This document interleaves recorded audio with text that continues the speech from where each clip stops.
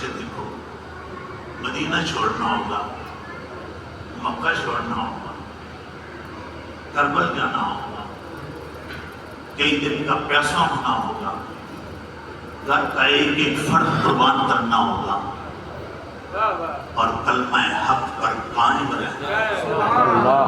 یہ حق الیقین اور صبر و رضا کی منزل، واہ واہ، جس منزل پر حسین فائز کیے جا رہے ہیں، یہ عام منزل نہیں تھی۔ یہاں ورلے لوگوں کو پہنچایا جاتا ہے، جہاں میرے پیر فرماتا ہے کہ ورلیاں ہوتی لے کر یہاں ورلے لوگ پہنچتے ہیں۔ حضور کی امت میں سے لوگ پہنچے مگر ورلے پہنچے، ان ورلوں میں ضرور نام لوں گا۔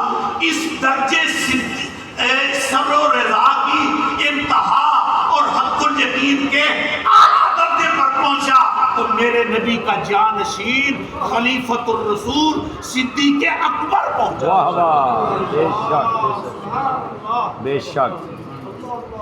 امام حسین پہنچے، ٹھیک ہے۔ اب میں پھر اپنے مضمون کی طرف پلٹ رہا ہوں۔ اب لوگ تمنا کریں تو اتنی بڑی تکالیف کے بعد ہم کوئی نہیں آخنے لگا کہ انہیں نسب دی وجہ تو سرداری یہ اس کا درجہ بڑا تھا تا امتحان بھی بڑا کڑا کیا۔